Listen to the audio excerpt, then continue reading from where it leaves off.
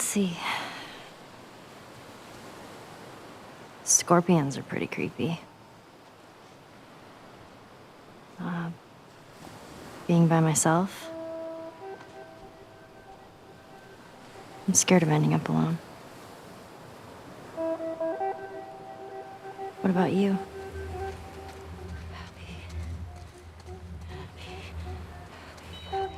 Don't come any closer. I need to. Two souls, bound by tragedy, eyes locked into the weight of shared history. The air has become thick with the promise of resolution, of what words could convey the hopelessness. In every stab, in every screech of the flesh, there are few. Fear is a strong poison and grief a terrible sidekick. It sits in our memories and casts a shadow of them. It eats away at the light. The antidote is evasive, but without it, you might die. You would do anything to reach it. To find it, you would have to swim into the dark. And you'd find yourself here, too far to turn back, too deep to climb out. A hole you live in only because the alternative is more painful. But this isn't your end. When we are in the darkness, light, however dim, is easiest to see. Hi, Joel. Let's come back to you.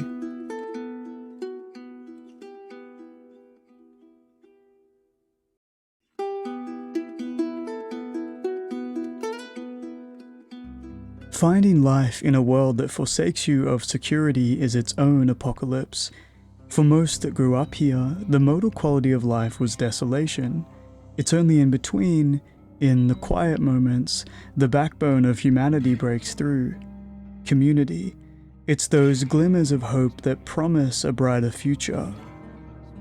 Ellie was born into chaos. The absence of any reliable structures in her life, be it physical, interpersonal, or familial, set her constantly on edge. She is engendered into a state of perpetual vigilance.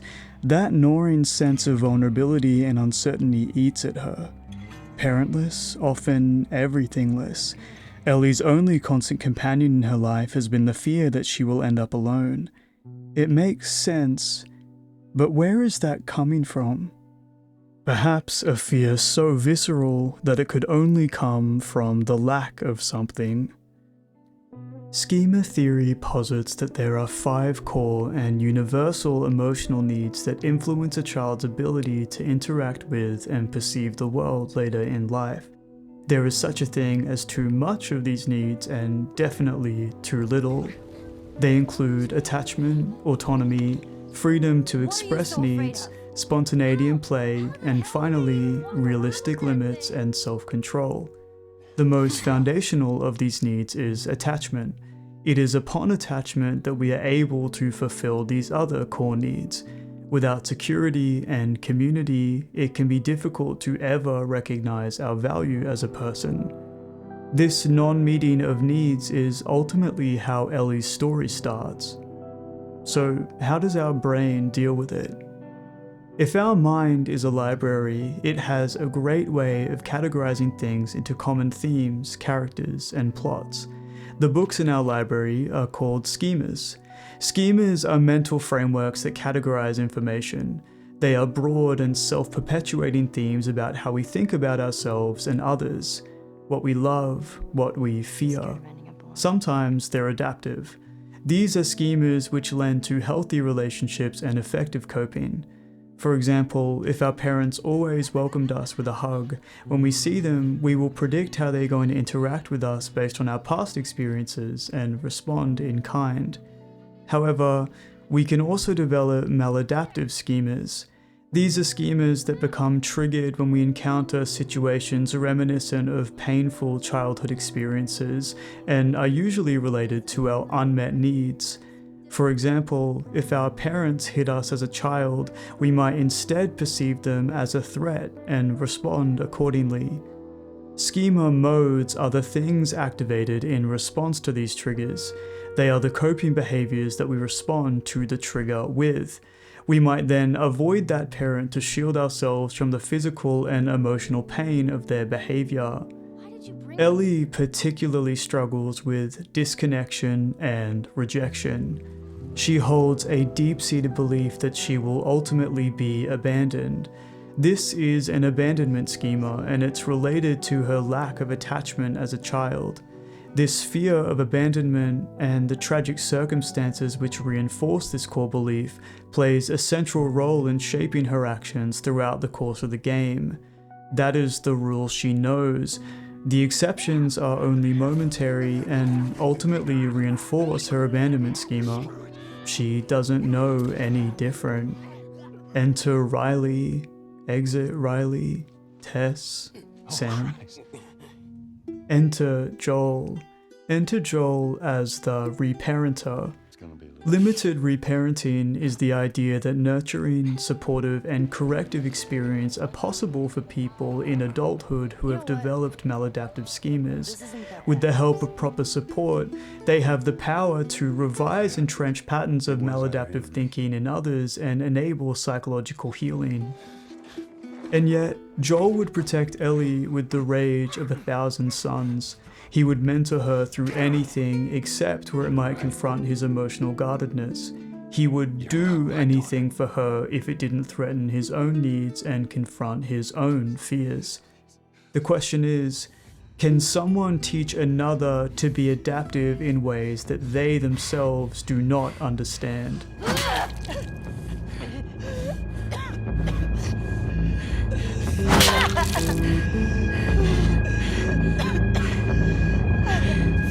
Welcome back, Joel.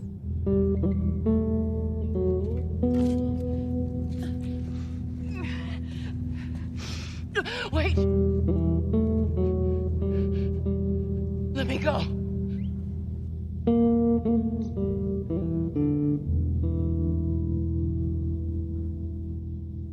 Holistically, Joel's very presence challenges Ellie's negative beliefs about herself and the world around her. The temporally extended nature of their relationship by its end antithesizes much of what Ellie has come to expect of her time with others, that it will be cut short to a swift end. But Joel is grappling with his own fears. However, he can appeal to Ellie's need for nurture. As a parent, he cannot model nor teach her things that he himself does not understand. That is the catch-22. What he is able to give her is beautiful, but ultimately incomplete. His own schemas affect his ability to parent Ellie, for better or for worse, and the resulting impact this has on her ability to express emotions is a weight that would be felt by many through her adolescence. As their journey spans the suffocating and cold urban sprawl of Boston, through Lincoln, Pittsburgh, and Jackson County, Joel often comes across as emotionally avoidant. Sarah's death instilled in him a complete helplessness and accompanying thoughts of grief, guilt, and vulnerability. Emotional inhibition and a facade of gruff heroics distances himself from the scared and hopeless little boy inside him. His trauma and his loss have shaped him, as it does for everyone else. So much so that when Sarah died, Joel internalized her death as a personal failure and felt as though he had not fulfilled his duties as a father to provide Sarah with security and protection. Joel's inability to save her gave way to pervasive thoughts of shame and inadequacy. This, coupled with his own fear of abandonment and instability, in part exacerbated by his repeated encounters with unreliable allies, it makes us question, how does one cope with all of this? When it comes to Ellie, he has a paternalistic and unemotional stance towards her safety. It's a manifestation of his detached protector coping mode. He cares too much to be able to show it. Emotional entanglement has in past wrought him unimaginable pain. What is Ellie if not another opportunity to reaffirm to Joel that he is defective as a father? He wouldn't let that happen again. While utilizing his detached protector mode, he can maintain emotional distance from Ellie for a while, and initially it comes out a lot.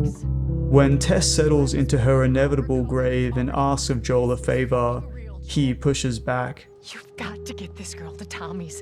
He used to run with this crew. He'll know where to go. No, that was your crusade. I am not doing that. Yes, you are. Look. Joel begs Tess, "Don't make me get close to her. Don't ask me to do this, because I will, and that's gonna hurt me." Tess faces her death with humanity. She would sacrifice what little of herself was left for a greater purpose.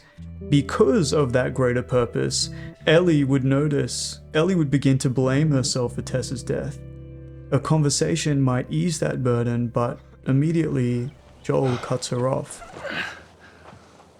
Hey, look, about Tess.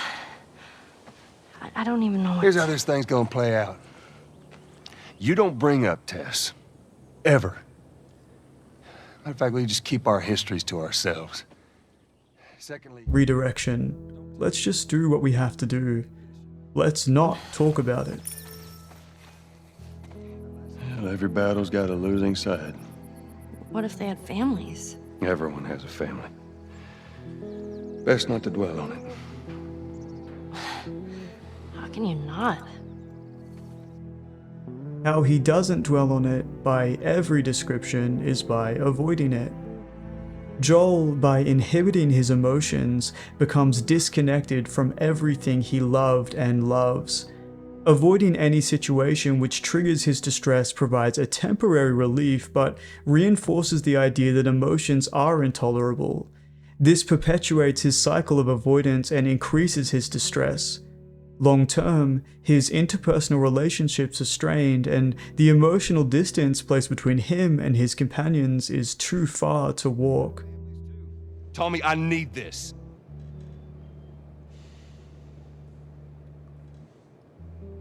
You want some gear?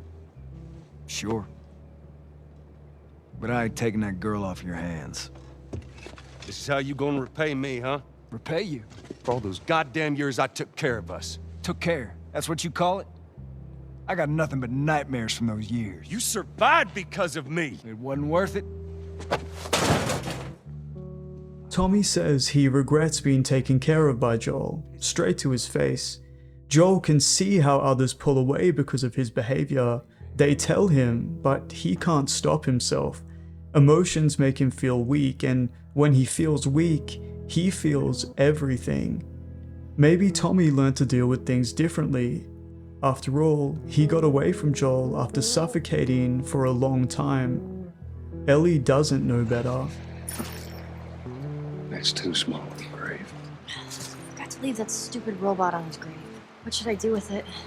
Ellie, What? I want to talk about it. no. Why not? How many times do we need to go over this? Things happen, and we move on. It's just. That's enough.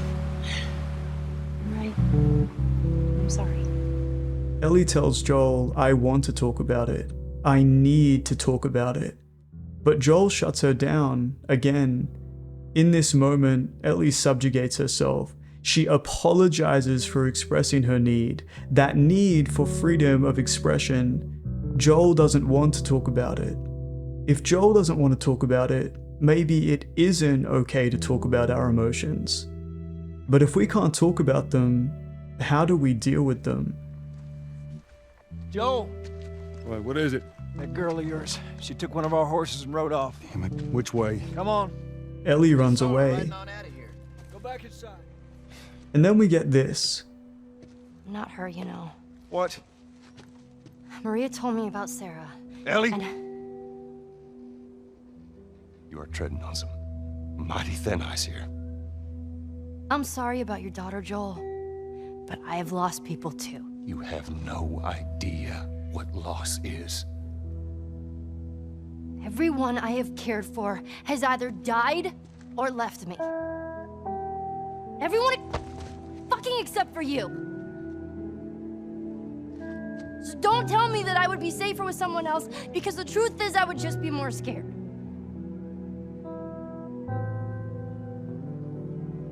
You're right. You're not my daughter. And I sure as hell ain't your dad. are going our separate ways. Get it together. Though Joel keeps Ellie at a safe distance through anger, I think those words, "You're not my daughter," resonated with him deeply. He's right. Sarah isn't Ellie. But maybe that's a good thing. Ellie consistently displays independence and a willingness to challenge Joel's decisions. This forces him to confront his tendency to control and protect her excessively, as he would Sarah if given a second chance. He has, until now, read Ellie through the lens of his trauma. He sees her as Sarah. But there is a reciprocity to their relationship that a father-daughter dynamic doesn't necessarily have. A push and a pull, a give and a take. In a way, they are mutuals. In a way, Ellie's displays of autonomy reparent Joel of his own beliefs about the fragility of children, what they are capable of, and the responsibility that he has to them. They are fighting together. Ellie isn't a replacement for his lost daughter. I think he had to say it out loud to realize that is a good thing. Ellie can take care of herself, and if she can take care of herself, then Joel won't have to feel the guilt he would if she couldn't. If Ellie isn't Sarah, then maybe this will play out just fine. Hello? We just want to talk.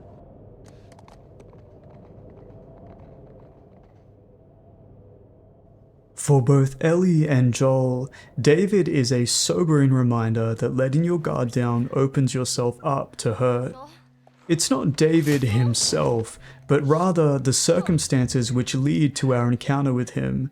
Joel needs protecting now, and Ellie needs to protect him. If she doesn't, she might lose him forever. For Joel, there's that fear of not being able to fulfill his obligation to look after those he cares about. Shame, defectiveness. For Ellie, that fear of losing someone close to you, abandonment and instability.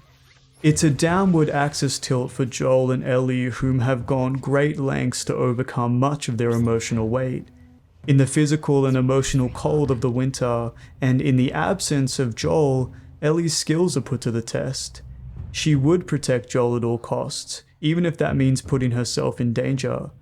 Initially, she does just that. Her guard is up. She learnt it from Joel. You know, you really shouldn't be out here all on your own.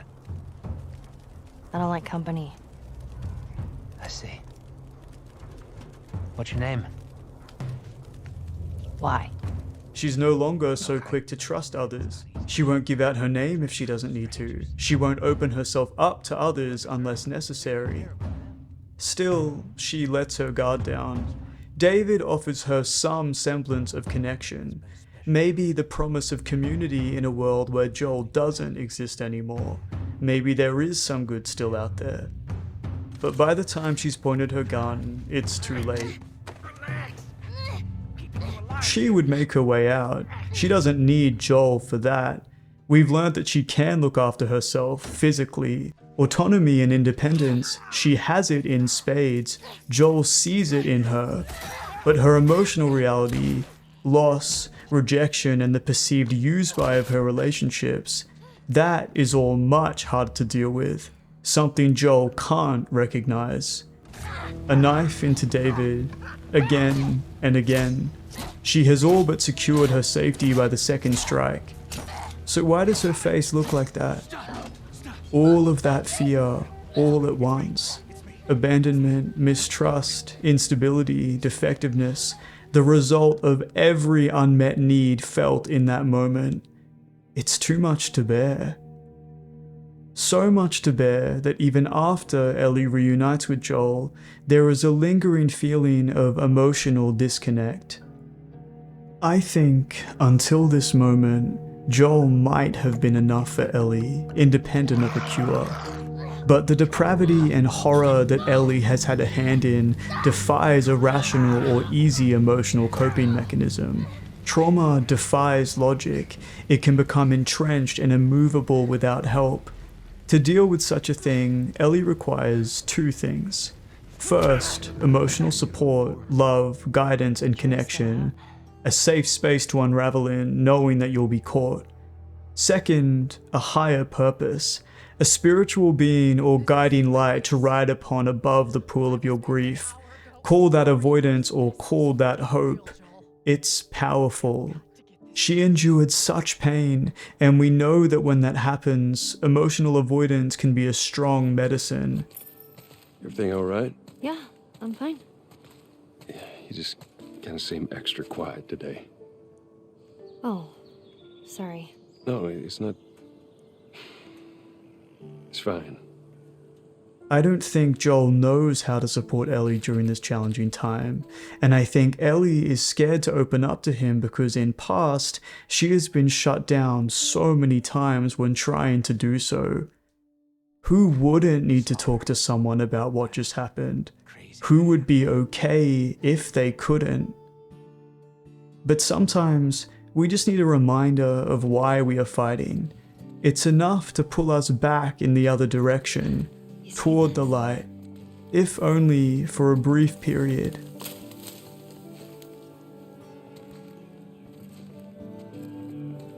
Shh, don't scare it. I won't. What are you doing? It's all right. Come here. Hey, fella. Hurry up. Come on. Hey there. So fucking cool. Aw, where's it off to? Here, come on, let's go. Slow down, kiddo. Come on. When Ellie discovers she was immune, it likely reinforced her isolation initially. At the end of the day, being immune means she will stay to see everyone else leave. What worse a fate for someone who is so scared to be alone? But then, quite quickly, hope, the promise of a cure, that she could be that cure, the promise that she is no longer defective but potentially special. What if the cure meant other people didn't have to leave her? If she can't make sense of the purpose of her journey, what is her immunity and the fireflies but a shining and guiding torch upon which to make her decision? When you are lost, look for the light. The giraffes are a reminder of that.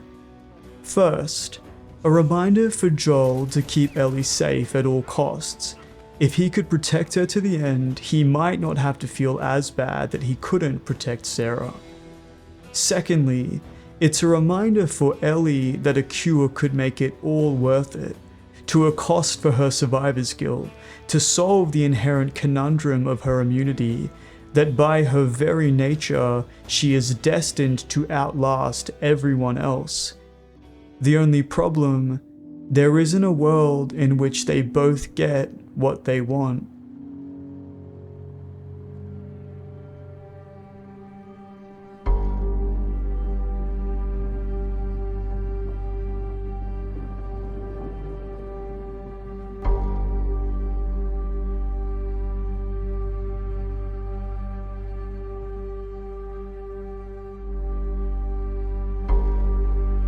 Joel's guiding light might be Ellie, but at least for now, Joel is not Ellie's own. They are scared of different things, and because of that, they want different things. Their needs aren't necessarily compatible with one another. Joel has made up his mind the second Marlene would dare to sacrifice her, no matter the cost to others. To Ellie, the cost to him would be far too great, whatever to avoid that feeling.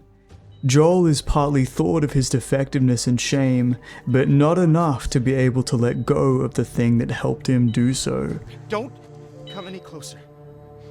I mean it.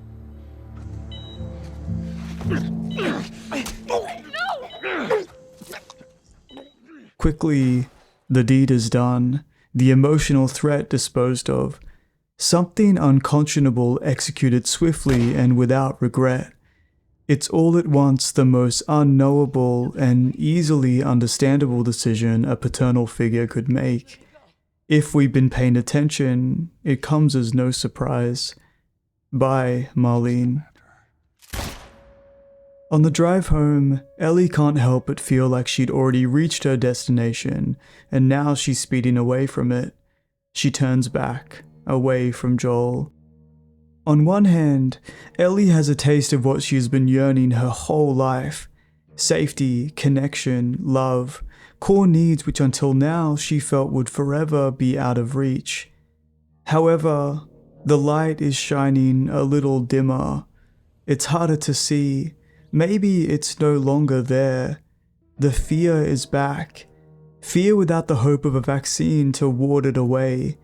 Without a vaccine, she doesn't really see the value of her existence anymore. The goalpost was never reached. Without another, why keep moving forward? Who is the next person that she will stay to see leave? Who else will die while she gets to live? Shortly after, we start walking up the cliff to an accumulation of everything. Ellie thinks, "You have taught me that it's not okay to talk about my feelings, but this is so important to me and I need you to try and understand. Please just be open. I want to talk about it. The truth. Let me." She starts. Back in Boston? Back when I was bitten? I wasn't alone. My best friend was there. And she got bit too. We didn't know what to do. So, she says, let's just wait it out. You know, we can be all poetic and just lose our minds together. I'm still waiting for my turn. Ellie. Her name was Riley, and she was the first to die. And then it was Tess. And then Sam. None of that is on you. Oh, you don't understand. I struggled for a long time with surviving. And you... No matter what, you keep finding something to fight for. Now, I know that's not what you want to hear right now. Swear to me. Swear to me that everything that you've said about the Fireflies is true. I swear.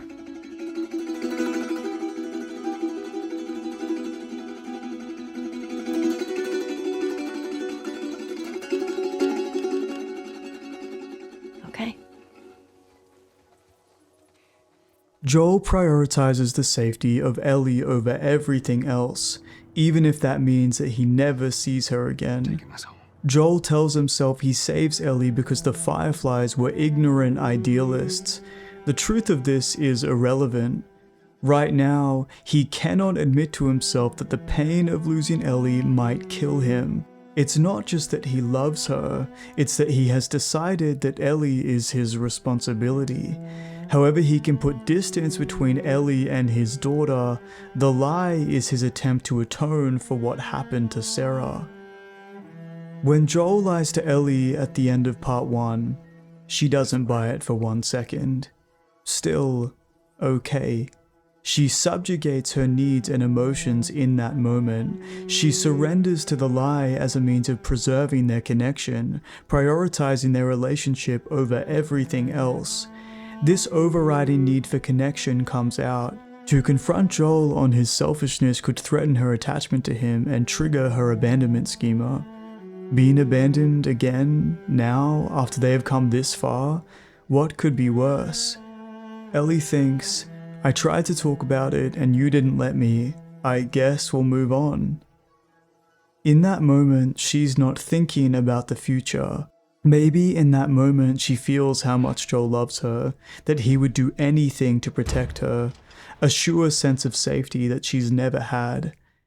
But in the background, she hasn't yet begun to process that her immunity is no longer a good thing, but a bad thing. It others her, it contributes to her survivor's guilt. Where it was once an opportunity to solidify her identity and purpose in a world that had repeatedly failed her, it now serves as a reminder of what she has lost. Over time, as this feeling grows inside her, she accumulates increased dissonance about Joel's decision. All she sees is that Joel snuffed out her light. Without it, there's that fear again. This darkness is reflected in the coldness of Joel and Ellie's relationship depicted in the opening moments of Part 2. Joel reveals to Tommy an objective truth but not an emotional one, that creating a cure would have killed Ellie, so he stopped them. He dare not mention what motivated his decision. Still, fragments of Joel and Ellie's love show through. They are both trying to connect through an inconceivably tall wall between them. That freedom to express emotional needs that Ellie never quite learned and Joel couldn't quite get over. And it's always there, in the background, no matter what. Ellie? I'm in here!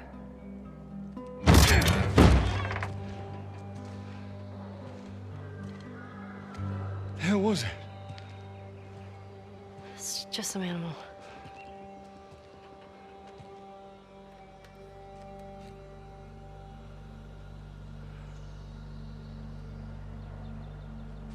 Well, let's get a move on. I want to get a fire going before it gets too dark. Joel, as ever, redirects, pulling her away from the promise of conversation, more avoidance. Well, let's go get Tommy and we can get these bodies back to Jackson.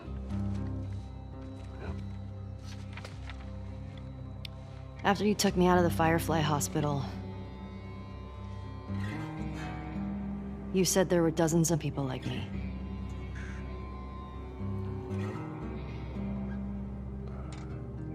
Yeah. Yeah, that's what they told me. I've never met another immune person before. Have you? I could be hiding it. You do. Do you believe that?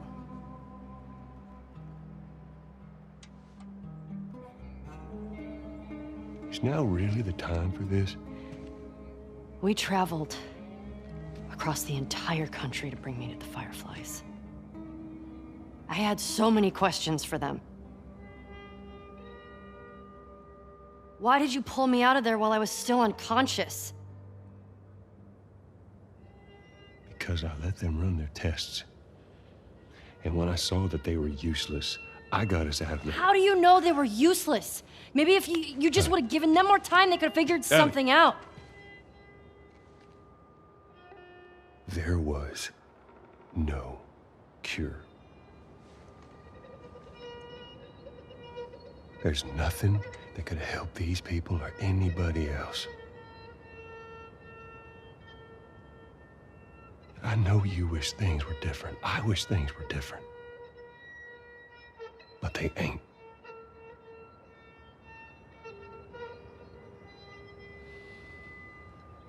And we need to get these kids back to their families. Is there something else you'd like to rehash?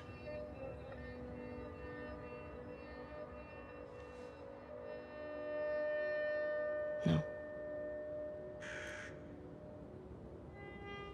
Good. Come on. Again, let's not talk about that. More deflection from Joel. More subjugation from Ellie. Relief from Joel this time.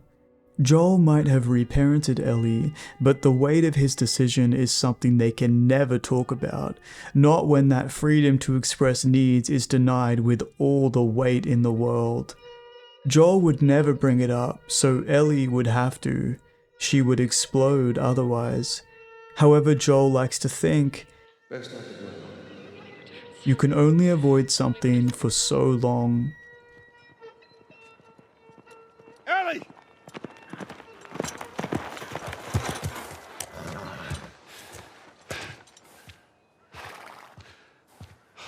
Come running off in the middle of the night like that? You talk to me. During this conversation, Joel says, "You talk to me."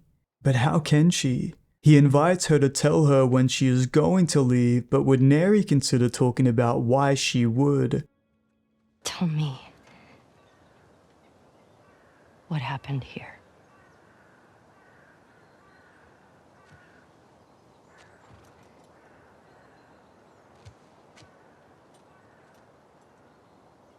If you lie to me one more time, I'm gone. You will never see me again. But if you tell me the truth, I'll go back to Jackson.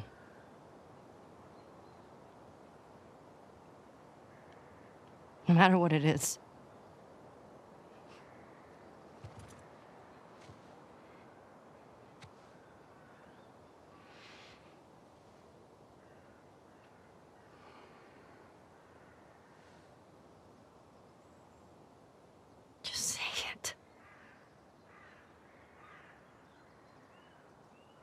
Joel.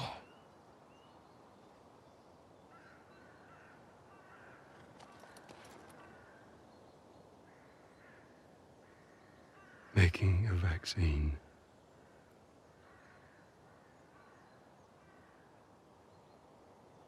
would have killed you.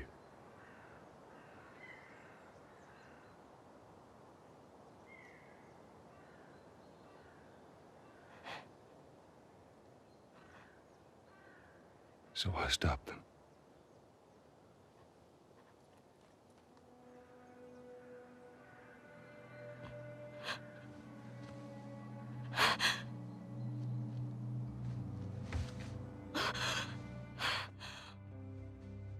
All at once, again, all of that fear. It's debilitating. So much of Ellie's identity is linked to Joel, and yet so much of her identity is linked to a vaccine. How can she move forward knowing that both cannot be in her life simultaneously? They threaten each other, and that must be so confusing. Because of this, I think that Joel is the only person who could have done what he did to Ellie and lived to tell the tale.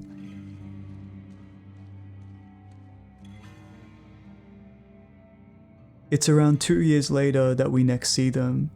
If I were to fill in the gaps of what we don't see in this time, I would expect mostly silence. The only person that could help Ellie process the emotional conundrum is Joel, and yet he's the only person she can't talk to about it. But during this time, I think what she comes to understand is that she might be getting in the way of the life she has always imagined for herself, to have people that love her and would do anything for her. Hey, this is a family event.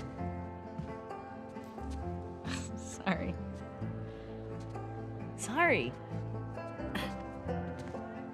Remember next time there's kids around. Yeah, like you're setting such a great example. Oh, just what this town needs. Another loudmouth dyke. The fuck did you just say? Ellie, Hey! Ellie, don't. Get the hell out of here. Get your hands off me. Hey! Enough. Go on, you. Let's go for a walk. What about them? You worry about yourself. Let's get you some fresh air. You all right, kiddo? What is wrong with you? He had no right. And you do? I don't need your fucking help, Joel.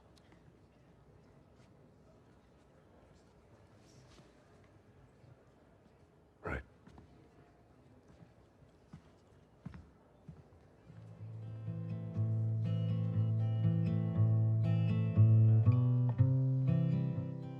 Ellie is scared of her immunity, even still. It means that she is more likely to be around to see others leave.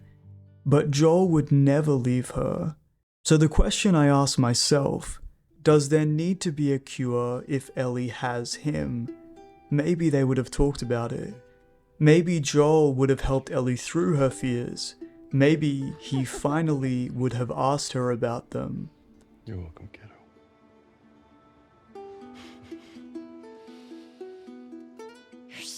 asshole. I'm not trying to. I was supposed to die in that hospital. My life would have fucking mattered. But you took that from me.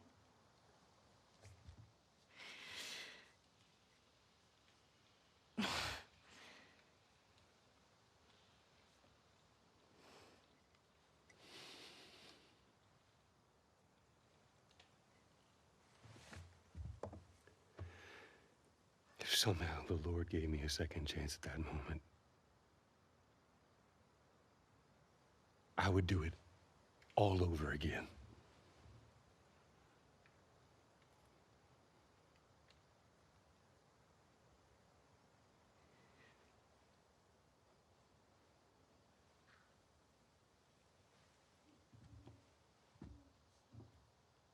Yeah.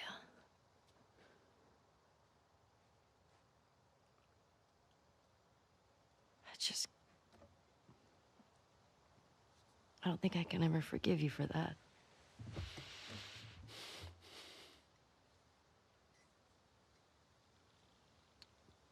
But I would like to try.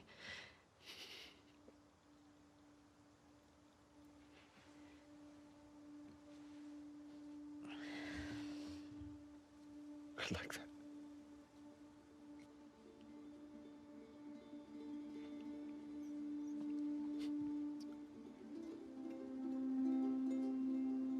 Okay.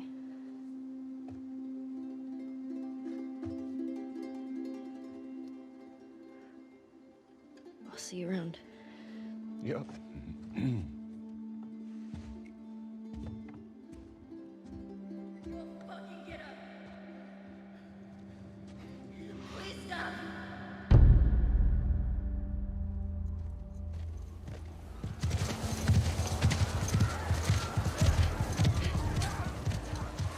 What lies dormant promises to erupt. If Joel was the arm holding Ellie back from her fears, then his death is the gust of wind that propels her into nothingness. Joel left that balcony knowing that he would get Ellie back, eventually. It's this moment to me that the wall comes down. Ellie, I'm gonna let you say to me what you have to, and I'm gonna try my hardest to not put a wall in the way of it. If it helps you, I want to listen. To me, if Joel didn't regret his decision knowing that it would push Ellie away from him, maybe it wasn't entirely selfish. Maybe all he wants is a life for Ellie that is full of love and happiness, the kind he knew before the outbreak. If that means she doesn't talk to him ever again, so be it. His heart, whether or not it was in the right place, was on display in full force that day. From what we know, the day that Joel dies is the first day that Ellie had intentionally planned to see him since confronting him about the lie. What are you doing tonight? I was thinking of inviting Joel to watch a movie. Oh. You guys good? Yeah. That idea of the movie meant everything to him. Joel loves Ellie, and Ellie can look after herself. She will be okay, and if she's okay, he will be too. But Joel is not Ellie. This is no resolution for her. What Ellie feels in this moment is crushing. There is so much that she never got to explore with Joel. The unspoken truth of everything that they have gone through together. Please don't shoot. Joel, please get up.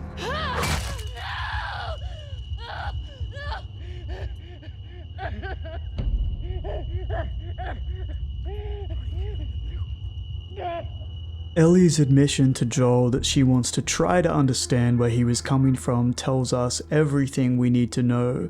Ellie, chasing after Joel, chasing after her connection with him, was tripped over mid-sprint and left to look at his corpse with no medal in sight.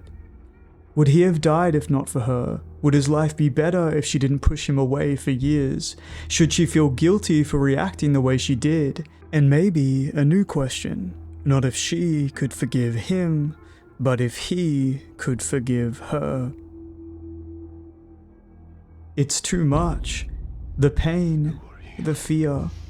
How does one deal with this? How does anyone deal with it? How would Joel deal with it? For him, if an honest conversation about something could be solved with a knife instead, then why bother with the headache? We see how Joel deals with conflict, violence to beget resolution.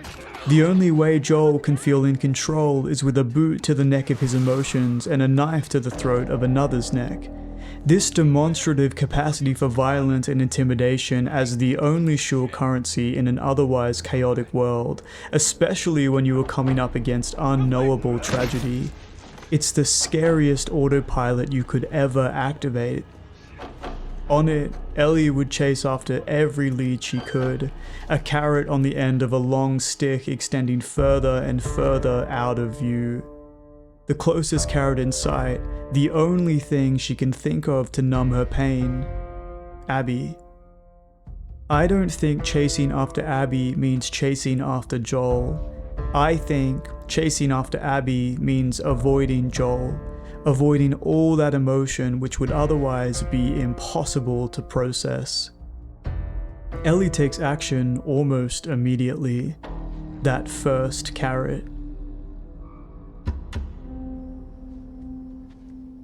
I'm leaving tomorrow. And if you want to come with me, great.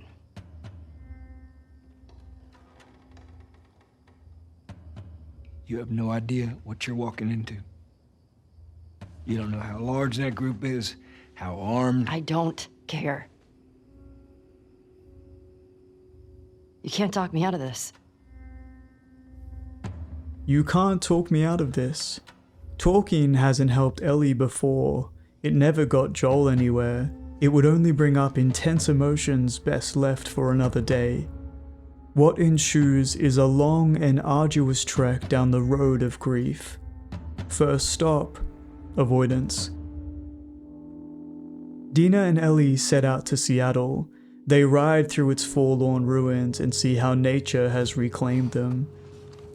In one of their first encounters with Abby's crew, Ellie finds that they have already been taken care of in a violent play reminiscent of a strategy Joel had told her about in days past. One that Tommy clearly inherited too. Joel told me about this. You ask this guy a question, but you don't make him say it, you make him write it down. And then you ask this guy, and if the facts match, you're telling the truth. If not... You fuck him up. Yeah. The first pot of gold at the end of a short but bloody trail.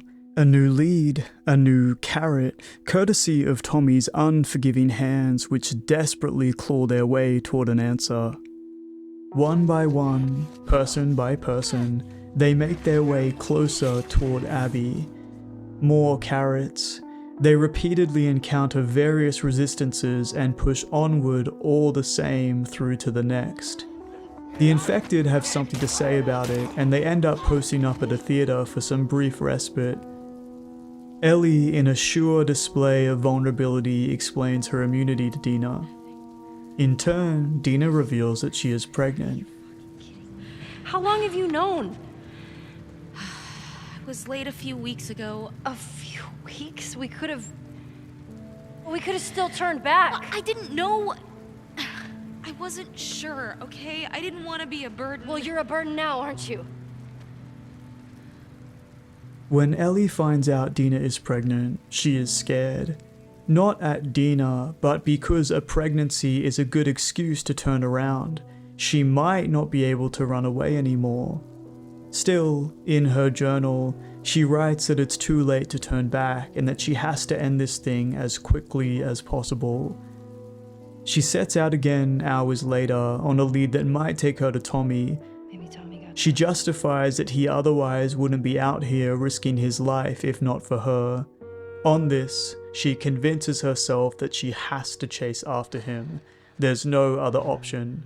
Instead, along the way, she finds Jesse. think I'd let you do this on your own. A friend, sure, but to what end? She's no closer to Abby, to resolution, and that's scary. That night, too scared to slow down, she chases another lead to a hospital. She might tell herself, she tells Dina that this is about finding Tommy, about doing the right thing, but he's merely secondary to the point. They both know it. A conversation about it would be too hard. A conversation about it would bring up Joel. Back then, it would have brought up Sarah. Another step forward into the hospital and Ellie finds Nora.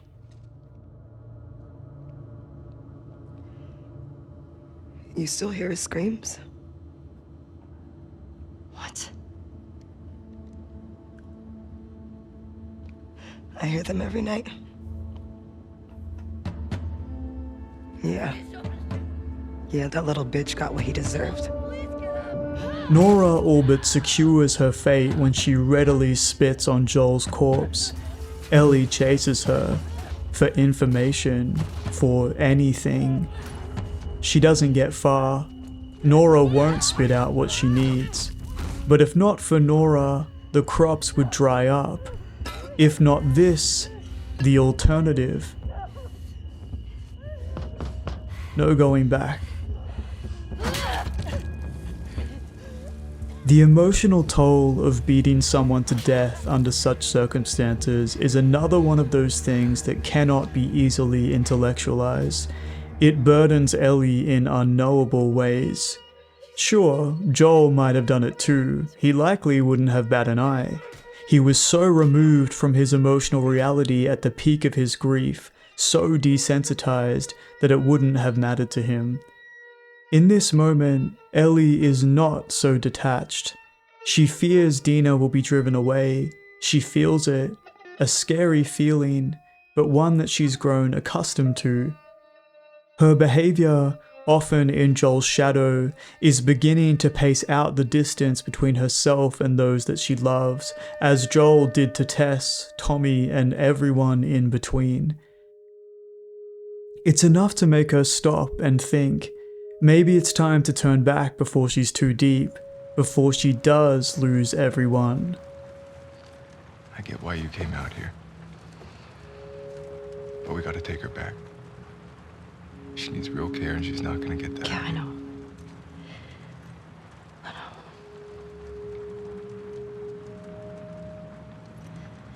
I can't just leave Tommy. He's out here because of me.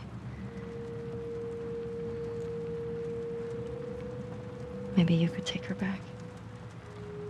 She's not gonna leave without you. Yeah. Screw it. Let's get Tommy. Ellie concedes to Jesse that she knows she has overstayed her welcome here, destination avoidance, especially in light of Dina's pregnancy. Still, she says that Tommy is still out there fighting because of her. She would have to go help him before going home. And so, Jesse and Ellie head out to do so, sights set on the aquarium.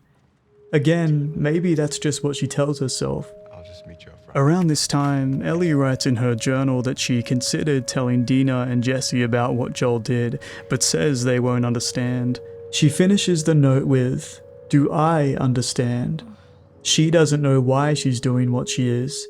She just places one foot in front of the other. Don't look back. Ellie and Jesse fight their way to a fork in the road. On both ends, a carrot. Ellie has a choice here. In her mind, she could rationalize why she should go after Tommy, but her emotions color her thoughts black. We can get to the marina through here. No, we're taking a boat. You heard them right. They're talking about Tommy. We don't know that. Who else is it gonna be? If it is him, he'll be gone by the time we get there. Abby is where he'll be headed, so if we just What if he's in trouble? He can take care of himself. Jesus Christ. The best way to help Tommy is to go after Abby. You do this, I'm not saving your ass again.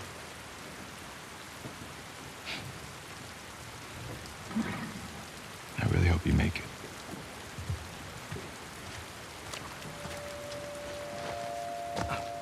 Ellie makes her choice. Jesse his. They part ways. Jesse leaves toward Tommy and Ellie toward Abby.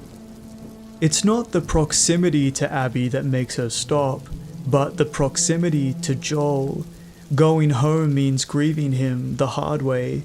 Going forward to Abby would be much easier. She heads to the aquarium. Fighting against weather spurred by the might of 1,000 gods, Ellie finds her way in.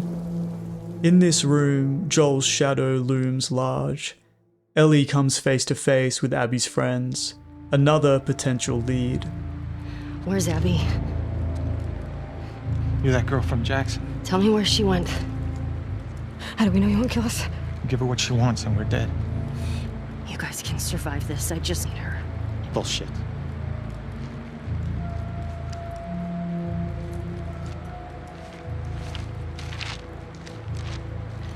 You.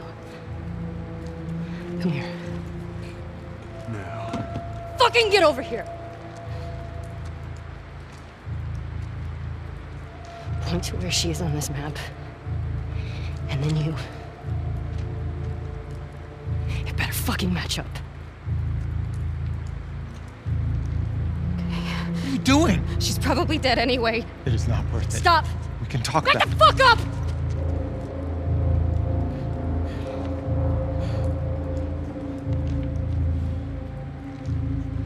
Point to where she is. Fucking point!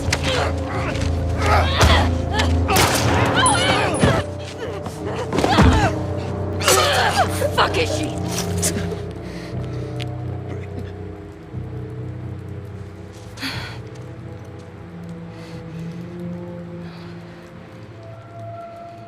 Ellie's display of gross violence is a pale imitation of Joel, a far more seasoned and far less affected aggressor. She moves in all the wrong ways, her eyes dart in every direction. Her scared tone entirely betrays the ruthlessness of her words. On this, Owen and Mel take their chance at a scared girl who doesn't know what she's doing. Ellie messed up Joel's tactic. She squandered her chance to get intel. The leads have all dried up. There's not a carrot in sight. In the drought, another moment of consideration from Ellie. With no step forward to take, she stops for the first time. Thought is to head home via Ellensburg. If we're in Falls City by tomorrow, we're doing good. Hey. They got what they deserved. But she gets to live.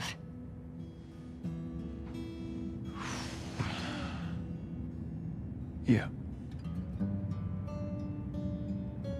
Is that okay? It has to be. Maybe this would have been the point at which she turned back for good this time. Back to Joel, to start grieving. Maybe you need to do something terrible to be able to stop and take a breath, to see what you might lose. However, by starting that cycle of violence and revenge, you all but ensure you won't get to enjoy that space of reflection. Action demands reaction. The scale of revenge is balanced by its ability to generate new conflicts. We can expect others to follow in kind. By killing Mel and Owen, Ellie should expect that Abby would come after her. And she does just that. Jesse, dead. Tommy, crippled. Dina, staring death in the face, all because of Ellie. Ellie knows that she's putting others in danger. She is being entirely selfish. She reckons with that. It's another moment of consideration, perhaps her most prolonged one where she doesn't think about retaliating. This is her opportunity to accept, process, and move on. There's nowhere to go from here. Maybe things promise to be a little quieter. Isolated on the farm, free from outside influence, no people to distract her, no cyclical revenge plots to act out on to avoid her pain. Just her and her thoughts, finally. Perhaps the most vulnerable position she has ever been in. Grief has a strange way of rearing its head. Tragically, and like most people, she has no idea what to do with it. Nobody in her life knew what to do with it. She doesn't know how to talk about it, and her CPTSD has a scary way of bringing it up. The farm might be bright, but this is Ellie at her darkest. She's frail and thin. She's as self-effacing as ever, riddled with guilt. This is grief.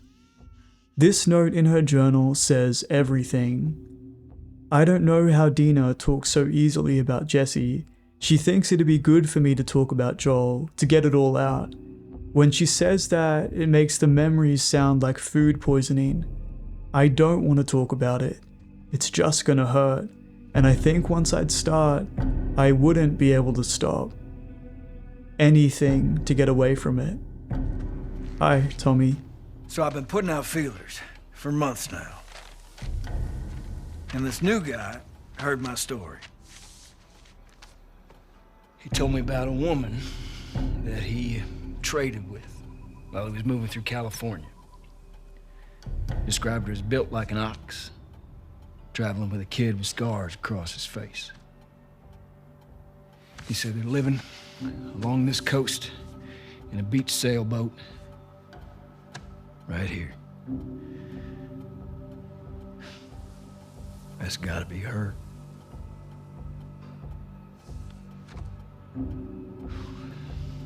We're done with that, so.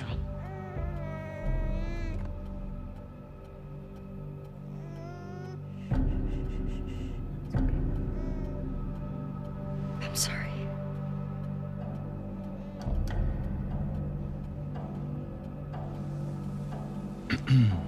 Well, I can't go. I know.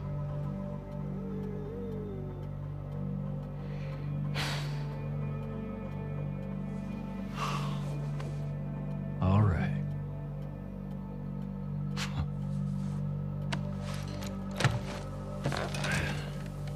Reckon it's easy. Forget about her. You sitting all comfy way out here? Hey. I'll make her pay. Tommy. That's what you said when we got back to Jackson. Tommy.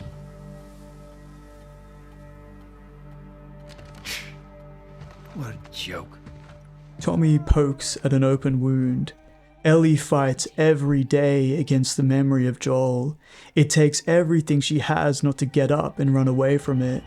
Her dissociations bring her right back to where she started, looking over Joel's corpse with not a clue in the world how to handle it. Ellie apologizes to Tommy that she might prioritize her own needs over his. She's fighting that memory. She knows that she shouldn't abandon her family, not now. But Ellie is listening to her head and it screams at her. She's constantly looking for an answer. Tommy comes with one, another carrot. If this story lacks clear direction, it's because Ellie has no idea what to do with her grief or where it will take her. In this moment, all this pain, the only thing that Ellie knows how to do is run away from it. Hey. Man, it's been a while since he slept this long, huh? He had a day. Yeah. He's fine. Go back to bed. We'll talk about it in the morning, okay? I have to finish it.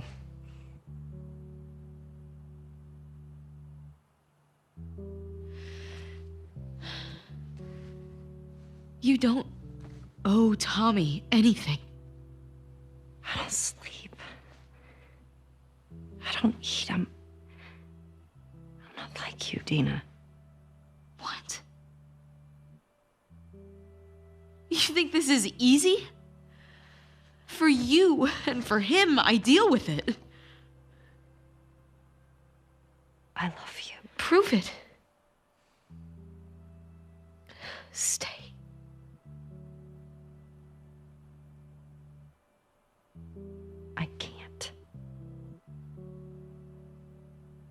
So what? I'm just supposed to sit here and wait for you? For God knows how long, just thinking you're fucking dead the entire time? I don't plan on dying. Yeah, well, neither did Jesse. Or Joel. Hey, stop. Hey, come on. We've got a family. She doesn't get to be more important than that.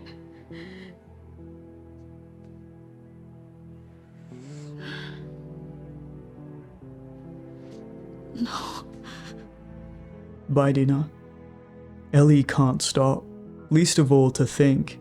When she rests, she is forced to be present. Stopping means it all comes flooding back. She has to keep moving forward, no matter what.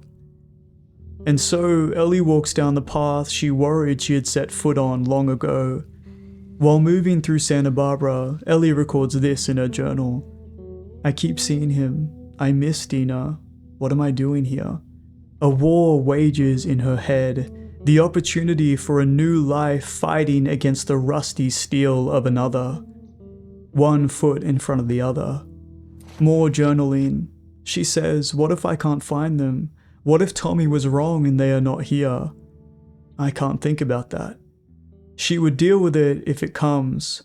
Look for another carrot if she needs. This is the last time that Ellie would be able to avoid Joel before facing him head on. Where are you? Joel, get up. Joel, fucking get up. So here we are. Again. Two grief-stricken girls on separate emotional journeys that happen to intertwine in the worst ways possible. Abby offers a boat to Ellie along the shore.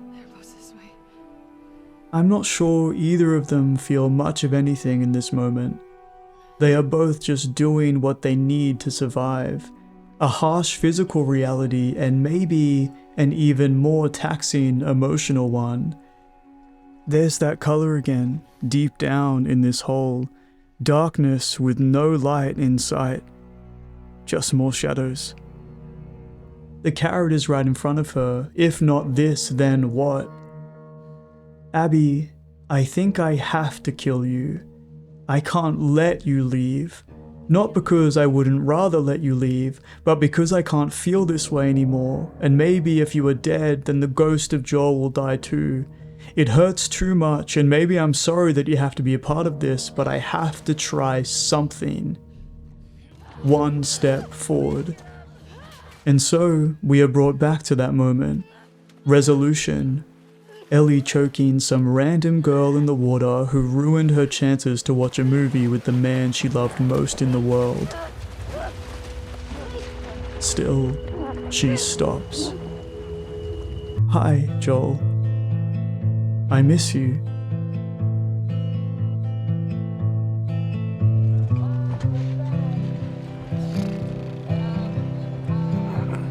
You know what? This isn't that bad. Let's see.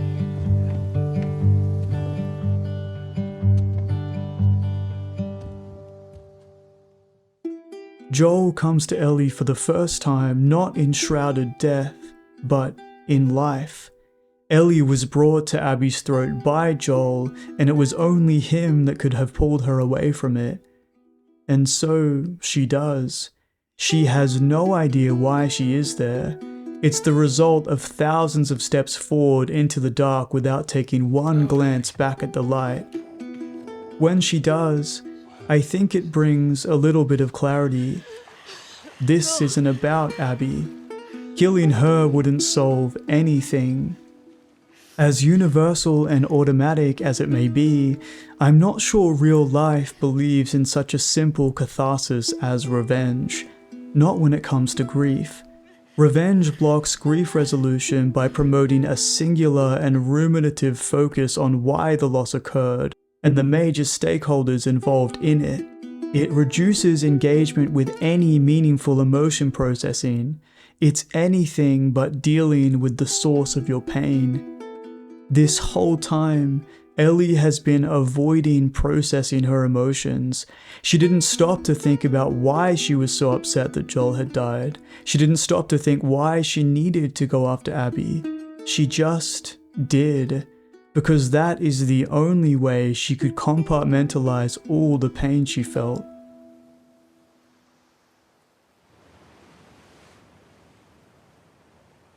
There are no questions of right or wrong here. There is no correct interpretation. All we can do to understand their journey is to try to understand why they did what they did, without judgment. A purely empathic approach to getting to know these characters better, including the ones that we don't get to spend so much time with. I think, for now, the grief sets in a different way, a much quieter and more intimate way. I hope Ellie can realize that her life has expanded beyond the ball of grief that started to grow when she was a kid. I like to think she starts to have conversations with herself about what Joel meant to her, why she meant so much to him, independent of Sarah. This game is about the undeniable pain of having a whole and ceaselessly complicated love ripped away from us, and the terrible things we might do to have a chance of processing it. I don't think there's anything as optimistic as Ellie fully forgiving Joel in this moment. But it is the first time she can start to grieve Joel directly, independent of any distractions, independent of anyone to blame, just with herself, no carrot. And that gives me hope for Ellie. No matter what, you keep finding something to fight for. That thing is what keeps the fear at bay. If you recognize Ellie or Joel's journey in yourself, first, allow yourself to feel. Let others help you do so. All those bad parts, recognize them and hold space for them. Understand them and nurture them. If you can, confront it head on and work out what it is you need to feel safe. If you can't, that's okay too. Rely on others to show you what you need and try your best to be open to it. It's okay to get lost. We are all on separate emotional journeys that happen to intertwine. With every step forward, lead with empathy, not just for others, but for yourself too. Thanks everyone.